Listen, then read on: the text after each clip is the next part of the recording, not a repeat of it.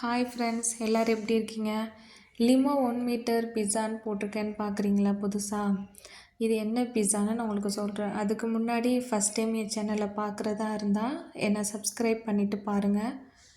இப்போ நான் இது என்ன பிஸான்னு காமிக்கிறேன். இது துபாயில் பிஸா ஹட்டில் மட்டும்தான் இந்த 1 மீட்டர் பிஸா லிமோ பிஸான்னு கிடைக்கும். 1 மீட்டரில் இருக்கும் இந்த பிஸா. அதுதான் இங்கே ஹைலைட்டு. இதுக்கு ஒரு ஜூஸும் ஃப்ரீயாக கொடுத்துருவாங்க. வாங்க உள்ளே எப்படி இருக்குன்னு நான் காமிக்கிறேன். பாருங்கள் எப்படி இருக்குன்ட்டு. பார்க்கவே நல்லா இருக்குல்ல. இது 1 மீட்டரே பெரிய டப்பாவில் வைக்க முடியாதுன்ட்டு டெலிவரி பண்ணுனா வீட்டுக்கு கொண்டுட்டு வரையில் இப்படி 2 டப்பாவில் வச்சு கொண்டுட்டு வருவாங்க. இதே நம்ம அந்த பிஸா ஹட்டில் உட்காந்து சாப்பிட்டா அது பெருசாக நம்ம 1 மீட்டர் சைஸில் உள்ள அந்த அட்டை டப்பாவில் போட்டு தருவாங்க. அது இன்னும் சூப்பராக இருக்கும் பார்க்குறதுக்கு, வீடியோ எடுக்கிறதுக்கு, ஃபோட்டோ எடுக்கிறதுக்கு ரொம்ப நல்லாயிருக்கும்.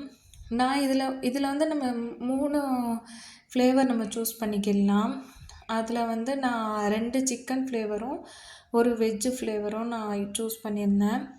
இதுக்கு பெரி பெரி சாஸ் கொடுத்துருந்தாங்க டிப் பண்ணி சாப்பிட்றதுக்கு. அப்புறம் ஒயிட் கலர் மயோனிஸ் மாதிரி இது ஒன்று சாஸ் கொடுத்துருந்தாங்க. அப்புறம் பிபிக்யூ சாஸும் கொடுத்துருந்தாங்க. ஆனால் இந்த பிபிக்யூவும் அவ்வளோவா டேஸ்ட்டு எனக்கு பிடிக்கல. மற்றதெல்லாம் நல்லாயிருக்கும். பாருங்கள், இது சிக்கன் பீஸா இது. சரியா? எல்லாமே நல்லாயிருக்கும். நீங்கள் துபாய் வந்தால் கண்டிப்பாக பிஸா ஹட்டில் இந்த லிமோ பிஸா வாங்கி சாப்பிடுங்க கண்டிப்பாக. இதுவும் சிக்கன் பிஸா தான். நல்லா இருக்குல்ல பார்க்குறதுக்கு. அந்த பெரி பெரி சாஸை தான் ஊற்றிருக்காங்க. அப்புறம் இது வெஜ்ஜு பீஸா.